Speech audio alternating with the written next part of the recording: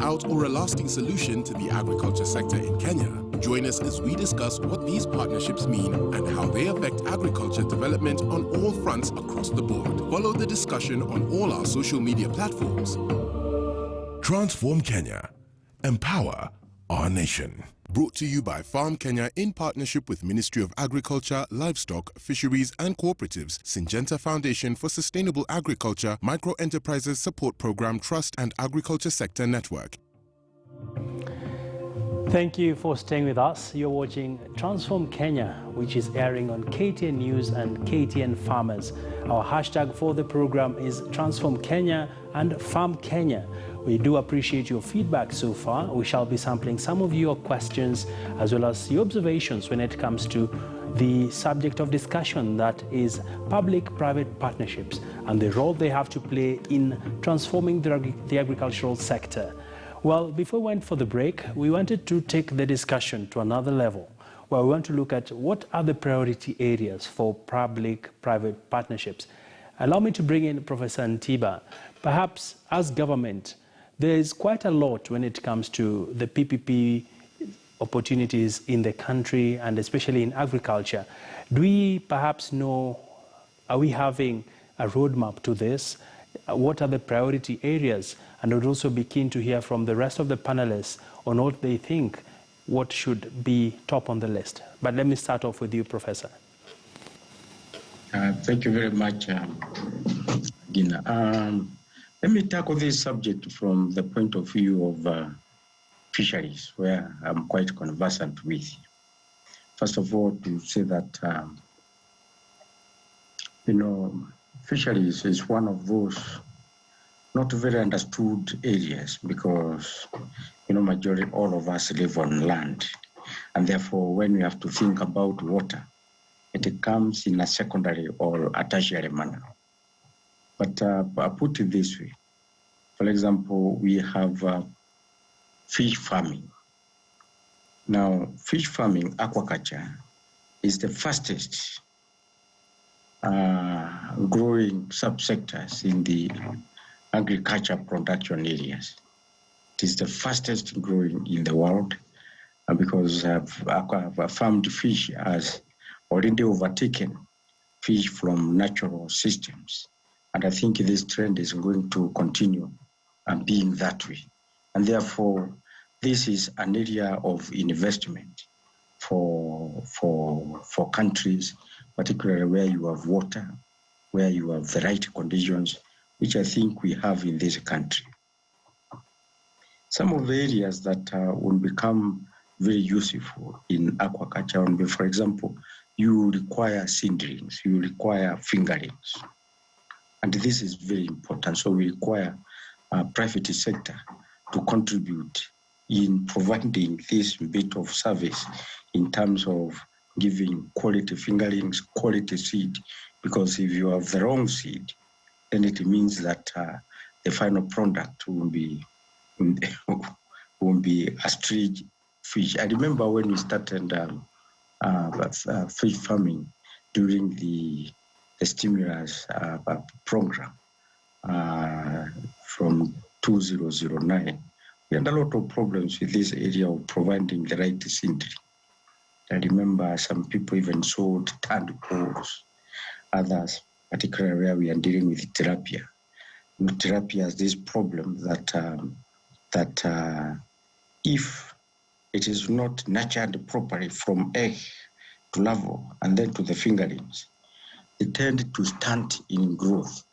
So you find very small mature tilapia, or even about 5 years, which look like fingerlings. So if you get this into your farmed system, what happens is that you will continue feeding them and they will never grow. So this is an important area for PPPs moving forward. I like that. Recall I indicated that feed in aquaculture is a major input in the whole aquaculture productivity. If you don't have the right feed, then I think aquaculture is not going to. Also, you find in this country, most of the feed is imported. This is an area for Kenyan private sector to invest moving forward. Once fish has been caught, has become mature, it requires to be processed. You require private sector to assist us in terms of having facilities to be able to process our fish so that it is available in the market in the right quality, both here and abroad. We also need private sector to link farmers to markets so that a farmer does not stay with his fish in the farm systems for too long, when you could have earned several cycles moving forward. And remember, these animals that are feeding. We require to have a lot of fish outlets, and recall government as a tenet of growing the per capita fish consumption from the current 4.7 kilograms per Kenyan per year to about 10 kilograms per person per year in the next few years, and certainly before 2020. So you see, we require private sector to be in businesses in terms of fish outlet, in terms of restaurants, in terms of carnivores. I remember we want to have one fish carnivore per county, and probably in the medium term per sub-county. And these are areas for investments moving forward. We think that also we need to think about the sea fisheries. Kenya, half of Kenya, almost half, 42% of Kenya is in the sea. Indeed, 42% of Kenya is in the sea. One of the characteristics about ourselves is that we have not invested there. It is like right now we have a number of ships doing both deep sea fishing and so on and so forth. And you find when you look at Kenyan investors, it's like they are shy to go into this. They want to hide behind the Chinese ships and things like that. But I'm also very glad to say that 2 Kenyans have actually bought ships, and we want to encourage Kenyan investors to buy ships for us to be able to invest in that area. We have a huge potential for fisheries there. What we know is that we have potential of around 150,000 to 300,000 metric tons of fish there in a sustainable way, year-wise. In fact, right now, Kenya Marine is doing a fish stock assessment so that we can be able to actuate, so that we can be able to qualify these numbers moving forward. So this is an area for investment for all of us. Okay, Professor. And I'm really happy to hear that fish might be the next future for many of the regional economies. Of course, coming from a fish-growing region myself, I'm really challenged by those statistics that you shared, that indeed there's a lot of prospects in that line. Let me bring in Dr. Bimal. When you look at the priority areas, we've heard from the PS talking about fisheries is quite untapped. From your assessment, how would you sort of paint for us a picture of what do you see in the horizon? So I think, again, as private sector, I think what we tell government all the time is let private sector do business and government does policy formulation. So what has happened in the last 10, 15, 20 years, you've seen government stepping out of business, which is exactly correct. If you look at as a country, why we're developing so quickly is you're letting the power of the private sector open. So where we want to see government, where we want assistance from government is opening up our markets. How do we do that? These free trade agreements are very important. We want access to the United States markets. We want access to the UK markets. We want access to the European markets. Also, we need regional markets opening up. If you look at Ethiopia is close to 60, 70 million people, but it's a very closed economy, and we want access to the Ethiopian market. It's a huge market for Kenyan agriculture. So what we're saying to government is let us, as private sector, do the business, open up the market for us, relax the policies, make it easier to do business, reduce the cost of doing business, reduce the cost of power. If you allow the costs to come down, open up the markets, automatically private enterprise will start generating income. The Kenyan public is a very clever population. If you allow them, you give them enough space, you give them resources, you allow them to produce, you will see this country is booming. If you look at the regional, East African region, why is Kenya so successful? It's because over the last successful governments, the private sector has been allowed to perform. Our banking sector is strong, telecom is strong. So what we're saying to government is, you help us open up the markets, reduce the cost of production, make it easier to do business, and you'll see the spirit of a Kenyan. The spirit of a Kenyan is strong. Even during COVID times, I think you will see this time, agriculture is doing so well even under these tough times. It'll be the single bright spark in the Kenyan economy will be agriculture. The rains have been good. We had enough resources to put fertilizer and seeds in the market in the last 3 to 4 months. So this year, agriculture will do phenomenally well, and we will uphold this market, this economy overall. Despite other sectors going down, I think agriculture will succeed simply because government has been very proactive in assisting us to do business. So that's my priority. Open up the market for us, open up the export markets, open up the regional markets, and within the counties, we are appealing to governors. Let business flow. Put up roads, infrastructure for our trucks to move across the country, reduce things like cess. Cess is still a very annoying thing for farmers and for us. It's an unnecessary tax. If you can reduce some of these hurdles, you will see Kenyan enterprise really, really shining. Right, Dr. Bimal, interesting sentiments there. And clearly you are rooting for the playing field to be leveled out. Let me bring in Madam Rebecca. The PPP Act that was recently, of course, enacted requires the government to coordinate the projects.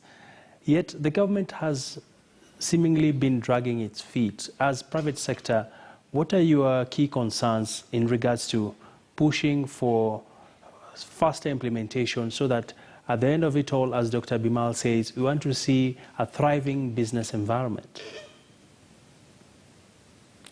Thank you very much. I think what is important for us in the private sector is to engage with the government in terms of dialogue and identify any challenges or bottlenecks that would impede discussions that would provide an enabling environment for PPPs to thrive. So basically just trying to identify what is it that needs to be done and who is responsible for delivering that. So for us, it's very important, like what Bimal has said, that we should identify where our respective capabilities are. So for the farmers, their capabilities are in producing. So what we need to do, we need to support the farmers to produce in large volumes. We need to build their capacities so that they're able to produce what is needed for the market. And for the private sector, what are the priorities for us? The priorities for us is to ensure that we provide opportunities for value addition. We provide opportunities for processing so that we can be able to unlock opportunities in the sector and provide job creation opportunities for the youth so that we can get young people getting into jobs, people getting meaningful jobs for what they're doing. So basically, I think what is on the table is to open up a space for dialogue and be able to identify what is it that needs to be done, that we need to work on so that we can be able to effectively, unlock the investment opportunities that exist in this country. And we have quite a number of questions coming in already on our different platforms. Before we take some of the questions, I'd like to bring in Mr. Osure. When you look at and hear your fellow panelists when it comes to priority areas, as Syngenta, what would you like to see when it comes to a coordinated approach where we have one and same voice cutting across? Thank you very much. I think I support what their sentiments were and where their reactions are, which is basically the markets and dialogue. And in accessing those markets, we have, as an organization and as an industry, we found out that two aspects are priority towards encouraging access to markets, even going into the export markets. And one is access to seeds, which is something that has really been The networks have also been improved. The farmers are really investing in that, and most of now the potatoes that people are eating in this country are slowly coming out from certified seed production. The second side of it is on risk mitigation, because the farmers right now, because of climate change and so on, are now going towards insurance. And a very quiet PPP, but that has really helped this country and it's really growing, is through the Commission of Insurance, who opened up the legal space, and there's now a space for advisory units. And these advisory units provide and design insurance products which support farmers. So in those two aspects, I think most important is now that as government is moving out, the legal structures and opportunities are the ones which a lot of people don't know exist, and they're already there. And we know they exist because we operate with them. And I think if once we get a lot more dialogue out and listen to each other, as the way we are doing right now, I think it's most important, and we are heading in the right direction. Thank you. All right, quite interesting sentiments there, Mr. Osure. And let's take a few questions from our viewers watching us from home. And join me on our Super Bowl right now. And let's take a few of the questions. The question here from Brenda Mareri. She's asking, agriculture is a devolved function, and the bulk of our agricultural produce is sourced from small-scale farmers at sub-county and ward level. How are PPPs being endorsed at county level when it comes to the core supply chains, that is the input supply, extension services, and value addition? Be opening up this question to any of the panelists who is willing to respond to it. And let me perhaps begin by taking it to Mr. Osure. Your immediate reaction to this question from Brenda Mareri. Thank you very much, Brenda, for that question. And I think it's, again, something that is actually really going on in this country. When the county government started off, they had a slow start naturally as they were finding their way around. And today, the county governments have a lot of statistics, a lot of data available, and very strong extension officers. And secondly, this is now being complemented by the private sector. Companies now have their own extension officers who are working and training the extension officers and linking up with the demonstration farms that are being set up. That's the second advantage that has come in. And those demonstration farms are now actually going down to sub-county level and are being run by private sector. They are multi-cropped, meaning very many crops are grown together, sunflower, potatoes, maize, and so on. And that now has really changed the landscape, because one of the good things that the government has done is provided access to information for farmers at the county and sub-county level. The farmers now have a lot more information that they never had before. I think I can. All right. Would any of the other panelists like to weigh in? Dr. Bimal, perhaps? I can. Yeah, so again, let me give an example of what happens at county level with, for instance, in my company, Elgin, Kenya. As George mentioned, a lot of our private companies do a lot of extension services at the ground level. Like Elgin, we employ close to 50 people on the ground, agronomists and support staff who go around training farmers. A very successful program we work with the county government are called farm clinics.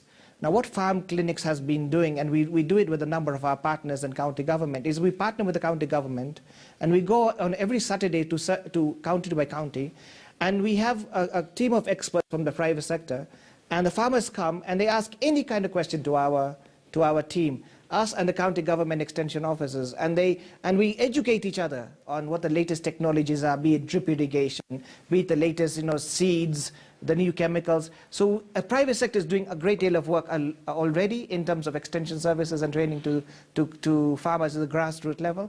And some of the county governors are very progressive. We've got some excellent CECs, we've got some excellent agriculture offices at certain counties. Of course, not all counties are the same. I mean, there are some counties which are struggling because devolution is still finding its feet. But with the help of companies like mine, Syngenta, we do a lot of work with county governments trying to promote farming methods, farming practices, what are the latest innovations. So this sort of public-private partnership at county level has been very successful over the last maybe 2 or 3 years. Thanks, Agina. All right. I can see we have a reaction from Mr. Sure. You can quickly make your point, then we can also hear the other panelists. Yes, I was just going to support that statement very strongly, because we went to, this is a real case study, we went to Samburu County, which very many people don't know grow potatoes and wheat. And from a demonstration of 2 acres, today there are over 90 farmers who have taken potato growing. The county has bought for them certified seed. The county agriculture officer has taken training on potato seed production. So I think they're now getting self-contained, and they'll become net exporters rather than importers of potatoes. That's the case study I wanted to share on an actual successful county private sector partnership. All right. Madam Rebecca, any input? Yeah, sure. I want to give an example of an ongoing European Union program that has been integrating smallholder farmers in private sector with a lot of investment of resources in terms of money. And we have seen private companies coming in to provide agricultural extension services to smallholder farmers, providing certification, access to market. So basically, when we look at the county level, there's quite a lot that is going on, and donors together with the private sector and the county governments are working together to be able to promote commercialization of agriculture at the county and sub-county level. When it comes to use of technology, I think you may have seen that there's quite a bit of ongoing information sharing by farmers by use of phone. There's quite a lot of technical information going out on when farmers should plant, on when they should harvest. So all these are actually partnerships that are ongoing, that are providing support to smallholder farmers in terms of skills development and knowledge. And therefore, if we look at some of the work that we are currently doing, for instance, within our organization, we have been promoting food safety through the county government. And through this initiative that is funded by European Union and Danida, we have been able to bring together private sector lead farms.